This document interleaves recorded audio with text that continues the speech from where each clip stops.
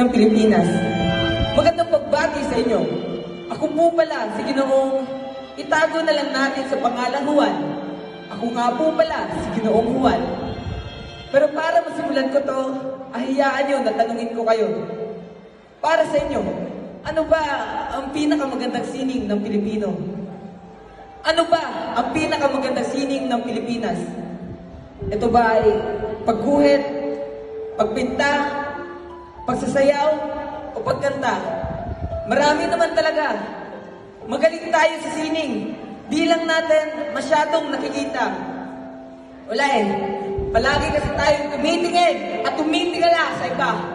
Pero sa nabanggit ko, alin ba doon ang amin na sining natin?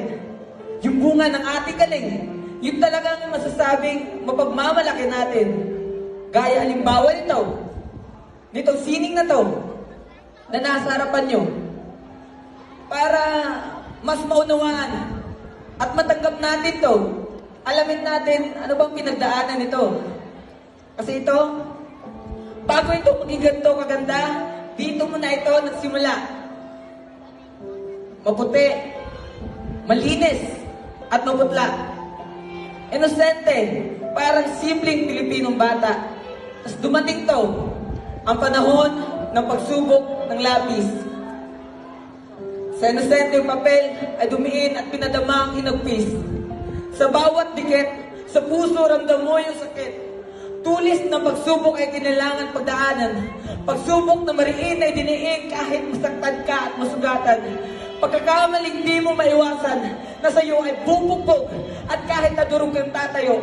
Dahil sa pagkakamaling minsan gusto mo nang sumuko, pero alam mo na meron ka pang pagkakataon gaya ng pabura, pagkakataong mabuna, ang pagkakamali na minsan mo nang nagawa. Pilit pang binubura ang lamat ng pagsubok ng lapis. Pilit mang idinidiin ay may matitira pa rin dumis. At kahit masakit na at parang di mo na kaya ay pilit mo kinayanan. At ito ang palatandaan na sa lahat ng pagsubok na dinaanan ay patuloy ka pang natututo. Kasi gano'n naman talaga sa sining man o sa buhay ng tao. Dapat sa gitna ng lahat ng pagkakamaling maaaring musgasin nyo, matuto kayong matuto. Gaya ng papel na to.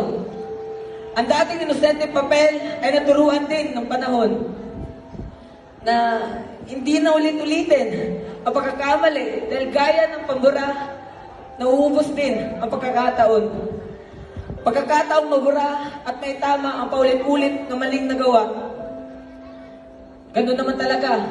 Sa sining man o kahit sa buhay, kailangan mong dumaan sa pagsubok bago ang pagkulay.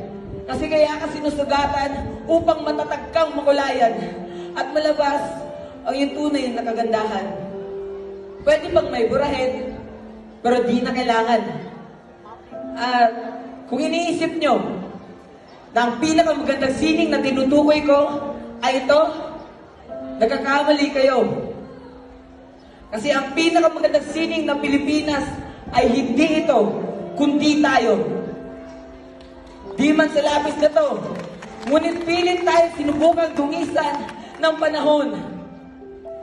Na minsan ay nagkakamali, ngunit gaya ng pabura ay palaging may pagkakataon. Di tayo sumuko at pilit nilabanan at kinulayan ang buhay kaya tayo nandito ngayon. Ang ating sining ay ang ating katangian.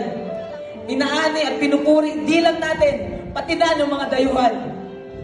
Ang ating galing, ang ating kakayahan, na ngumiti sa gitna ng lahat ng unos na ating pinagdaraanan. Kaya sa sining natin, ano bang pinakamaganda na maaaring bunga? Pagguhit, pagpinta, yung pagsasayo nyo, o pagkanta, pwede sila. Pero meron pang iba. Kasi kung ako ang tatanungin nyo, kung sasagutin ko ang tanong ng unang bahagi na to lang to, ipagmamalaki kong sabihin sa inyo ng taas loob na ang pinakamagandang sining ng Pilipinas ay tayo mismo, mga Pilipino. Maraming salamat sa inyo.